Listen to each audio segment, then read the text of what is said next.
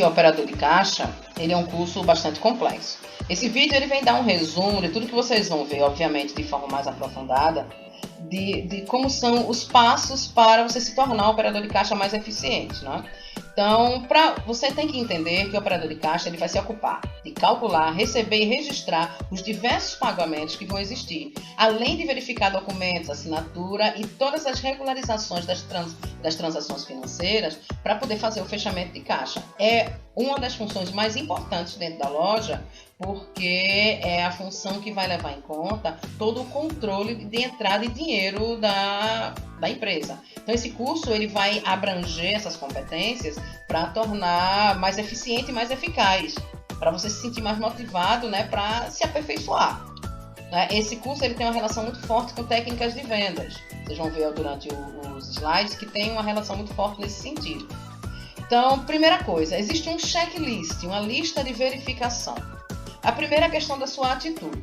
Questão do sorriso, otimismo, simpatia, se você cumprimenta bem os seus colegas de trabalho, a sua apresentação pessoal, né, que a gente já falou sobre dress code, né, o código de vestimenta, o personal code, né, que é o código pessoal, que é a sua aparência está adequada, né, a aparência profissional.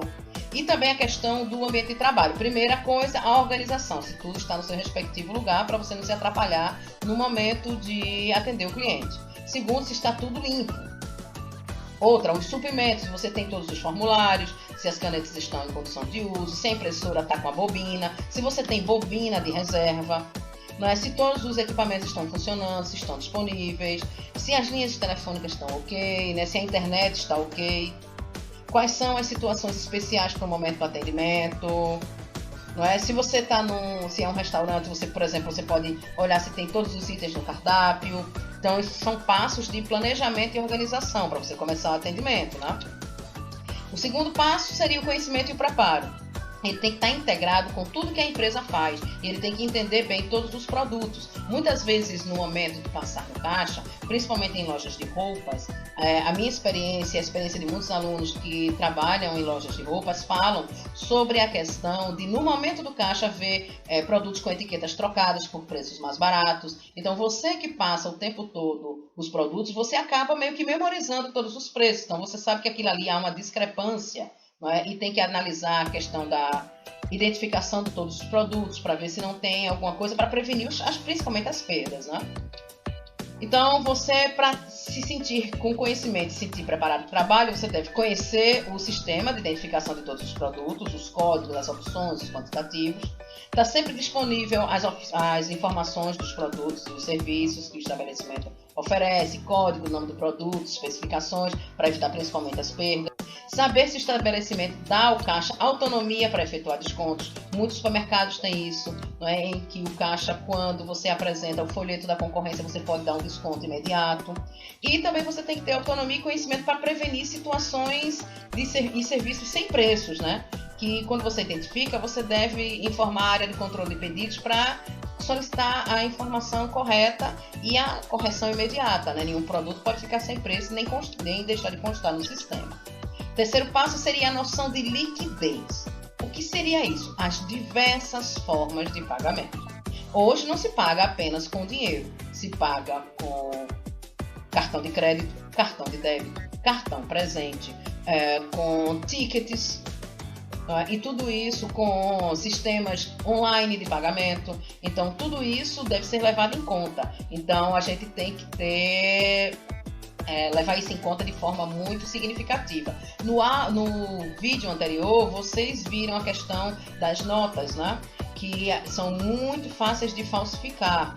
Então, existe uma quantidade muito grande de elementos de segurança nas notas de dinheiro para evitar essas falsificações. Quanto mais falsificada a nota mais elementos de segurança ela vai ter. O quarto passo seria abrir o caixa. O primeiro coisa que você deve levar em conta na abertura do caixa é se você tem fundo de troco, ou seja, se você tem dinheiro trocado, principalmente moedas, para poder passar os trocos no início do movimento. Você tem que ter um volume de recebimento em que você não vai ter a moeda corrente, você vai ter pagamento de cartões e cheques.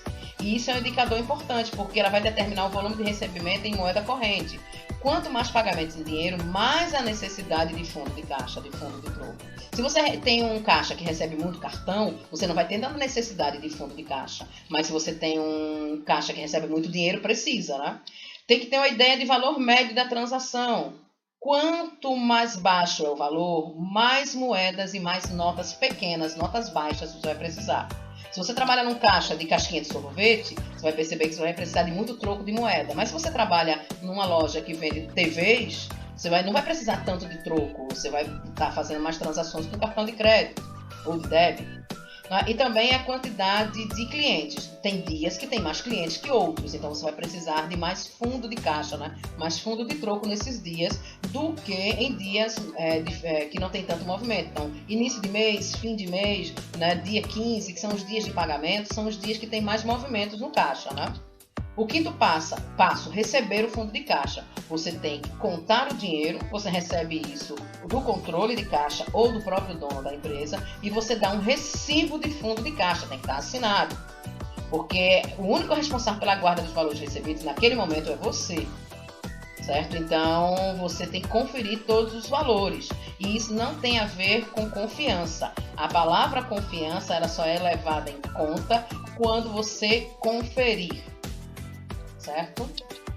Sexto passo, registrar e cobrar as vendas. Então você tem que estar muito atento para não deixar passar nada e depois no final não ter como comprovar que você fez aquela transação, né? Para não ter furo no caixa.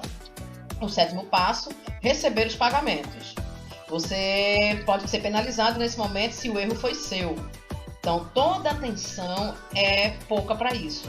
As notas de maior valor sempre devem ser verificadas. Na verdade, o ideal seria verificar todas as notas, mas as notas mais falsificadas são as de 20, 50 e 100. Então, são essas notas que tem que ter uma verificação mais atenta, certo? O oitavo passo é a finalização da operação.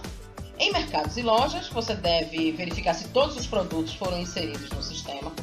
Você tem que emitir a emissão do cupom fiscal e entregar na mão do cliente, certo? Se não houver ninguém para embalar, você tem que ajudar o cliente. No restaurante, você tem a analisar os pedidos por mesa para não ter pedido em duplicidade. Se não houver pedido ainda em andamento, você pode fazer o fechamento da conta. Certo? E você tem que pedir ao garçom da mesa para conferir se ele fechou mesmo a conta, se está tudo certo antes de entregar ao cliente, para não ter caso de erro para mais ou de erro para menos. Não é isso? Nos bancos, se você for caixa, você tem que verificar se não há mais operações que o cliente queira realizar. Caso ele não precisar de mais nada, você encerra a operação e entrega o comprovante ao cliente. Isso serve também para casas lotéricas, né? E locais de pagamento de contas em geral. Em mercados, lojas, restaurantes e bancos, sempre se despeça do cliente educadamente. Tá? O nono passo seria o fechamento de caixa que você faz quando encerra o seu turno de trabalho. É o que a gente chama de relatório de fechamento de caixa. É um checklist. E aí vai todos os totais de dinheiro, cheque, vale, recibos, retiradas de funcionário, retirada do dono, entrada de pagamentos com cartão de crédito, cartão de débito, ticket de refeição, ticket de alimentação. Você deve separar todos esses papéis para você poder fazer o fechamento do caixa adequado. O ideal seria separar com clipe ou com pregadores, por bandeira de cartão, se é de débito ou se é de crédito, para depois você não ter que ter furo no caixa, né? Ter caixa faltando. Tá? E você deve preparar esses formulários para depósito bancário também, provavelmente vai ser sua responsabilidade.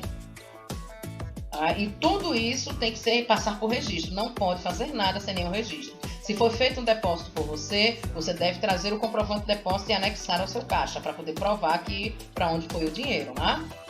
Alguns outros procedimentos, né? Você cancelar o cupom fiscal. Para cancelar, só pode ser o último emitido.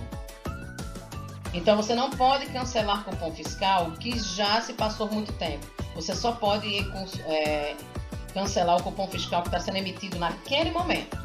Uma vez que encerrou o caixa e abriu outro procedimento, você não pode mais cancelar aquele cupom. E aí você tem que verificar junto ao contador para ver se existe a possibilidade de fazer esse cancelamento do cupom, porque o cupom ele vai ser registrado na Receita Estadual. Então, esses impostos vão ser recolhidos. Sendo assim, é muito complicado fazer o cancelamento. Só pode ser do cupom que está sendo emitido na hora. A questão da devolução de mercadoria. O cliente tem o direito de devolver a mercadoria, dependendo das circunstâncias, de 7 a 30 dias. Então, essa devolução dos produtos no pós-venda, ela acontece, existe um setor normalmente para isso, mas às vezes não existe, quem faz isso é o caixa. Então, você tem que olhar se o vencimento do prazo de validade, se a embalagem foi violada, se foi por causa do tamanho, no caso de roupas e sapatos, se o produto foi errado, no caso de material de construção, modelo de celular, tudo isso tem que ser levado em conta, porque nem sempre você pode trocar. Em lojas de roupa, lingerie não é trocada, né? Isso tem que ser levado em consideração e falado para o cliente no momento da compra, para que não haja retorno para a troca. Tá? Procedimento de sangria. A sangria é feita, né, pelo controle de caixa ou pela tesouraria, e ela é feita de forma que retire-se a quantidade de dinheiro significativa que tem no caixa, principalmente por causa do problema de assalto. Então, para efetuar a sangria, você tem que contar o dinheiro todo que está no caixa e mandar parte disso que você tem que deixar, né, o fundo de caixa, e tem que ter um recibo dessa sangria, para você comprovar que foi levado esse dinheiro. Então, isso aí deve ser contado pelo menos 2 vezes. Né? Questão da fiscalização. Primeira coisa, a quem vai fiscalizar tem que se identificar. E essa identificação é uma identificação funcional. Ele não pode entrar na loja, pedir documentação se ele não se identificou como fiscal. Outro, saber o objetivo da visita e o objetivo da fiscalização. Porque quem deve tratar com a fiscalização é a gerência. Então, tendo a identificação e tendo claro o objetivo, atende-se e se leva a pessoa para o setor pertinente de acordo com a natureza da fiscalização.